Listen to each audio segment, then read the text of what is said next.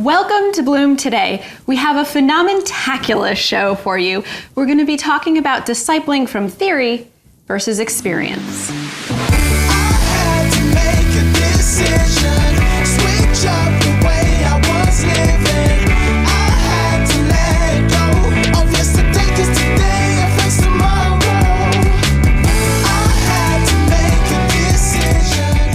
We talk about internal and external brokenness and how you can heal so that you can use the fertilizer of your past to bloom today.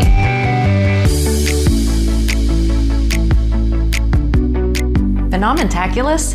Phenomentaculous. Hey y'all, have y'all ever heard that word? Like seriously, phenomentaculous? Well, we made it up, so I doubt it. I love that word because it's like so much bigger than the biggest. And that's going to be a fun part of our show today. People are going to find out exactly why we chose that. Phenomentaculous. Yes. I mean, we created it because we needed a word to describe how amazing God is. Like there's these moments in our lives where everything just seems bigger than life, where God is in it and it's personalized to you. And it's just that intimate, beautiful, amazing moment that really transcends just this earthly plane. Mm-hmm. And we needed something that was bigger than anything the English language had. So we just created something new. And we love that word because it represents an emotion for us and not just kind of a theory.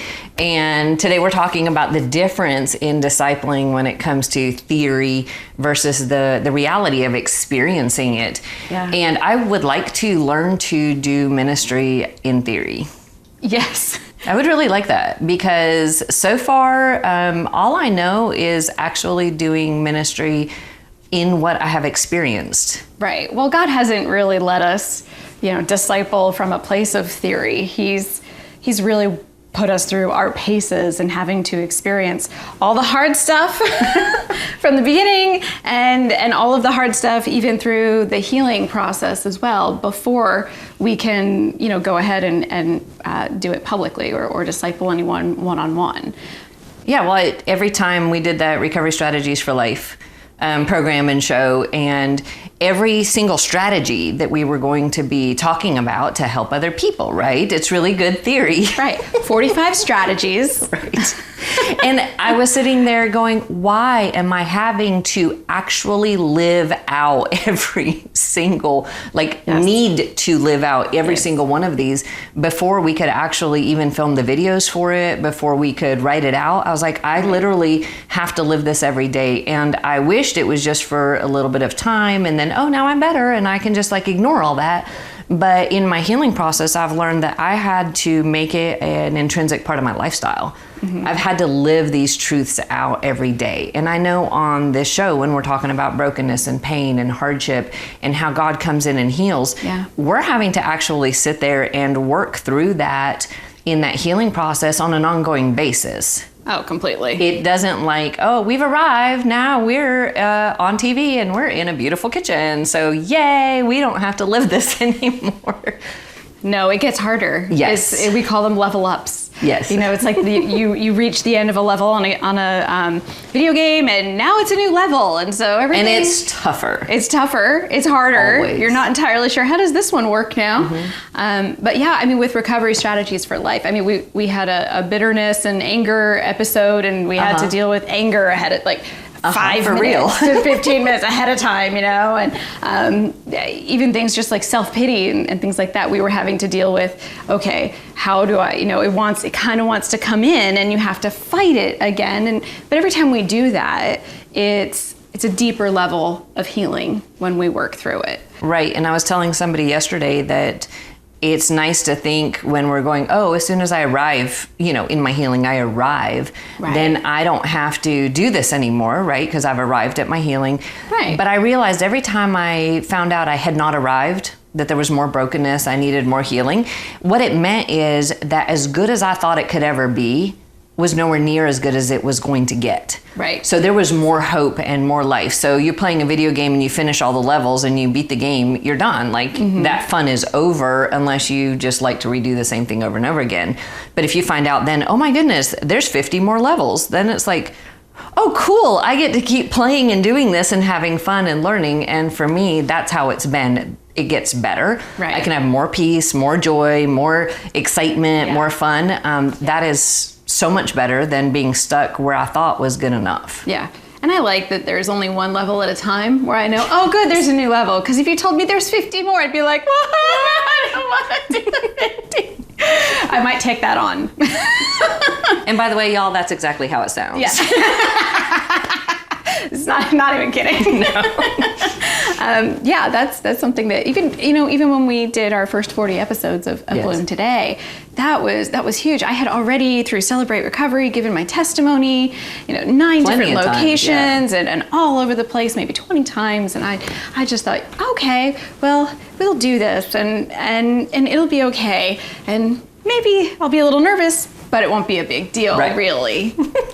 Okay, and then after the cameras are shut off and we go home, I was curled up in bed for a day or two, just not wanting to move, crying, feeling like someone had taken just a grater to my soul, where I just felt like everything was exposed and I needed to protect myself. Well, emotionally, everything was exposed, by the way, that's around exactly the world. What was happening was I was exposing all of these places of shame and brokenness to, so many more people than I had ever expected I would ever have to do that. But God took that. It was like, ripping off a scab, so to speak, and it heals. And it heals. And it wasn't healing with a scar. It was healing without that scar, and coming back with better, newer, greater, because that's how He operates. And it was even better healing than I ever thought possible. It's amazing what happens. Yeah, well, my expectations were always so much lower because the abuse and damage started so young. When I had first arrived at basic survival mode, I thought the whole world had just turned into this fantasy, movie. It's all sunshine and flowers and, singing on the hills. And I was still really deep in the mess and pain. You were just starting out. Yeah, I had no idea. And every place that I've healed, I've understood more and more what's possible. And I didn't know it until then. And I'm like, you know what? I might be 85% healed, except I thought that for the last 5 years. Yes. And then I hit some trauma triggers, some things hit the fan, and I'm like, uh-oh, I've got a lot more healing. But we talk about every trauma trigger as an opportunity to heal. Yes. Because that's what lets me know that something is broken. And when you have something hit the fan and it feels torn and broken and painful, and you have that really difficult response, you can start seeing that as, hey, God, that means there's something you can heal here. Yep. There's something that can change, that can improve. And that for me now, even though I still don't like the process of healing because it is difficult, I now go, that means it's going to get even better. Yeah.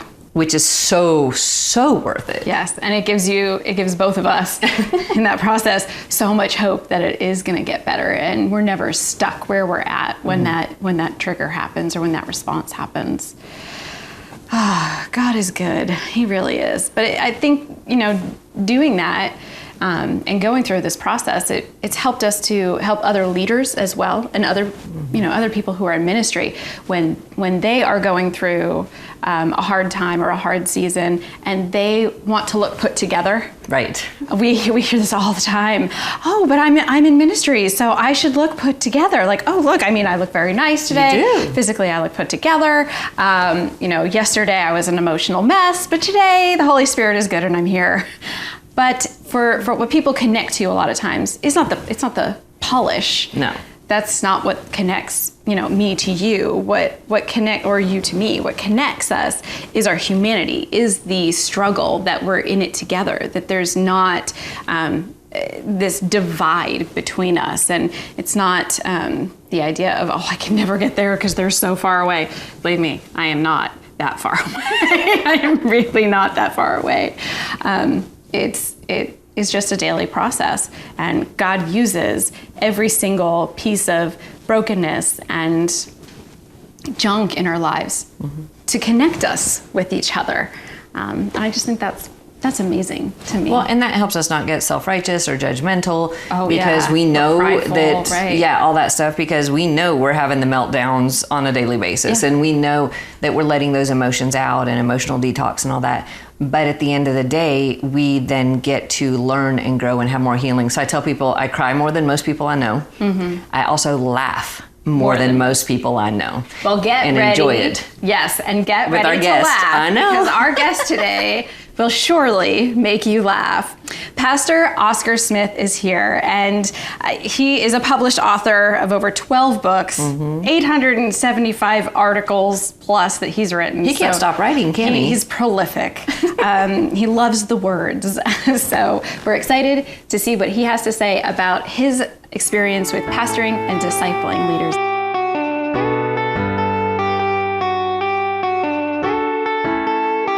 Pastor Oscar, we're so thrilled that you are here with us. I'll tell you, this is probably my Kairos moment. Whoa. Really? I'm almost crying already. I mean, I have known you and Paula and actually seen a seed bloom. You guys have done a 360, and I'm so proud of you. Oh. I want to just first of all commend you for what you've done with your seed. Thank you. The Holy Spirit is what grows everything. We're just trying to hold it all in surrender and be obedient. But a few years back, I think, we were just speaking the other day about how when we first met you, you were really just speaking prophetically over us, that you said, God is doing something big in Middle Tennessee, and these ladies are at the forefront. And we just had books at that point. Oh my God. And we said, what? I don't think so. But here we are, further on down the line, 3.5 years now. So it's been miraculous to see what God has done in that time period. Well, Jenny and Paula, when I met you two, the Holy Spirit leaped into my heart because I didn't even know you two knew each other. Right. So I had a That's little true. flirt That's going true. on over here. A baby flirt over here with Paula, but a bigger flirt over here. And then my wife is saying, what's up with these two? Why can't you stay where you are? But I knew in my heart, in my knower, that you guys were multipliers and not diminishers. You don't diminish anyone. You multiply. And all the seeds that have been sown around you two or via you two have been planted in good soil, and they have bloomed from whence they've been planted. So if you think you've seen something now, wait. You're in the world now, but you're going into all the world. Go ye into all the world. That's what the seed is that you have now. You're getting ready to see loaves and fishes. Oh no, just getting ready. A multiplication where you're going to be able to fill everyone's basket that comes in touch with you too. Thank you. Prophetically, that's where you're after. I'm talking about people who are confessed, and I know you're in other countries, other nations, but when you get a taste of what Paula and Jenny is talking about, and get it deep in your heart that they mean the best for you, then the rest of your life will be the best of your life. So they're going to see it, they're going to brag about it, and so by the multiplication, 3,000 was saved in one day. That's the type of multiplication that this ministry is getting ready to see. Well, thank you for your encouragement, consistent, all this time. But you're not on our show to talk about us, encourage us. You're on our show to talk about you. I'm so glad. It is a strategy of mine to be an encourager. Because you are. And when this door opened, to come and just share a cup of coffee with you too, and kind of let other people hang out with us. Yeah. the brokenness, the root of brokenness for me started many, many years ago. I've always had the gift of gab. And I remember very clearly, I didn't understand it at the time, but I had older guys coming to me and saying, hey, man, you're just such a good, sweet talker. You know, I got to take with, I go to dances, go to places. And he said, well, I want to dance with that girl. Go hit on her for me.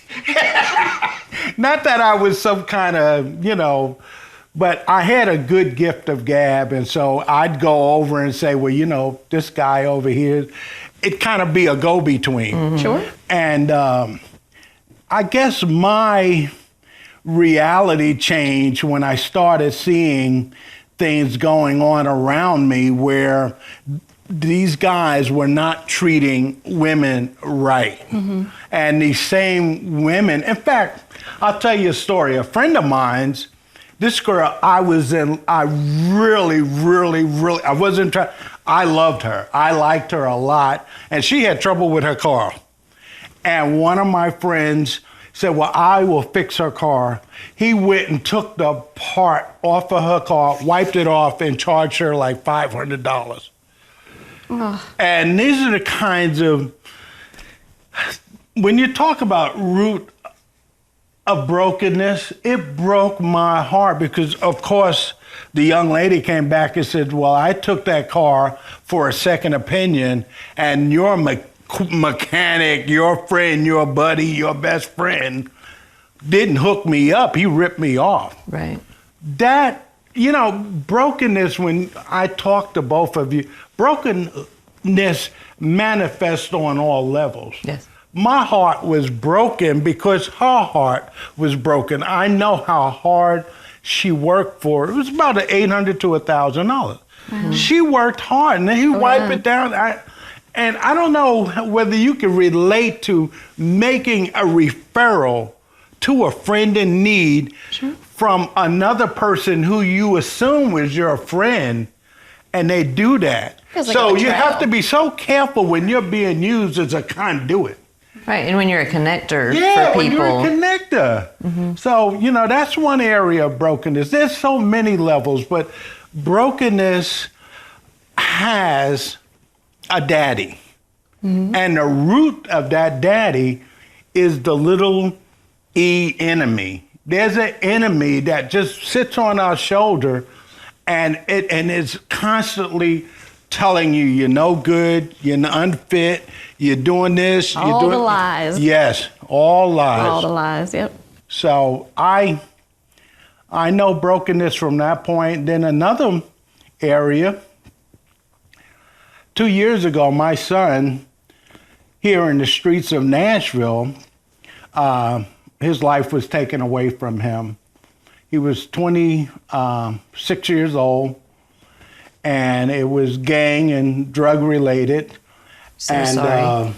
It broke my heart because I had my first child at 40, and I know a lot of young girls are getting excited saying no way.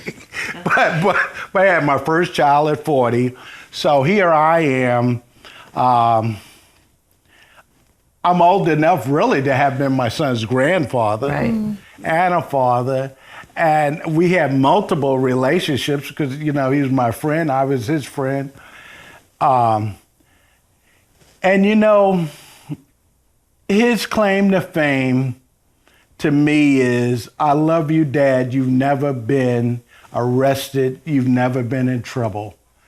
And that's the state of affairs that we're at now. And when we funeralized my son, he had friends 20 and 21 and 22 years old come up to me and say, well, Mr. Smith, Henry was 26. I didn't never think I would see 21.